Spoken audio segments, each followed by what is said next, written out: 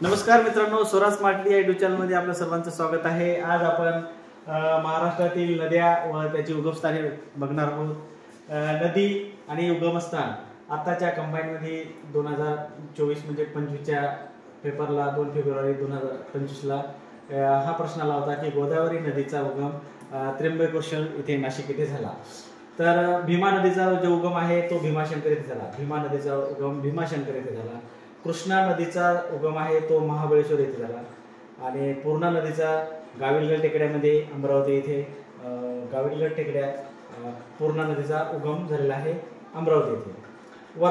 वर्धा ही नदी बैतूल म्हणजे हा सर्वात महत्त्वाचा प्रश्न आहे की हा महाराष्ट्रातून या नदीचा उगम होत नाही वर्धा नदीचा, तर हा बैतूल MP मध्य प्रदेशमध्ये होतो। त्याच्यानंतर पुढची नदी आहे इंद्रावती। इंद्रावतीचा उगम झाला आहे दंडकारण्य म्हणजे ओरिसामध्ये।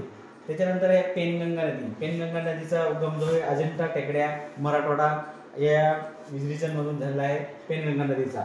आता मांजरा नदी ही पाटोदा बीडमध्ये येते, तर तिचा उगम झालेला आहे पाटोद्यामध्ये बीड। त्यानंतर नीरा नदी आहे भोर तालुका पुणे नीरा नदीचा। उल्हास जी नदी आहे ती राजमाची टेकड्या रायगड ही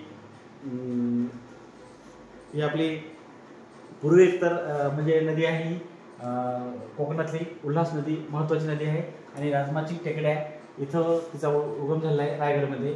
आणि इंद्रायणी सगळ्यात महत्त्वाची ही लोणावळ्याला हिचा उगम झालेला आहे कुरवंटे घाटात। आणि वैनगंगा, आता हा पेनगंगा अजिंठा टेकड्यात आणि वैनगंगा मैकल पर्वतरांगमध्ये झालेला आहे।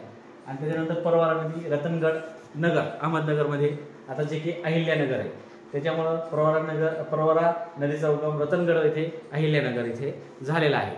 अशा प्रकारे यापैकी आपल्याला कोणता ना कोणता क्वेश्चन आपल्याला कोणत्या ना कोणत्या परीक्षेत विचारला जातो, त्यामुळे हा अत्यंत महत्त्वाचा आहे। धन्यवाद।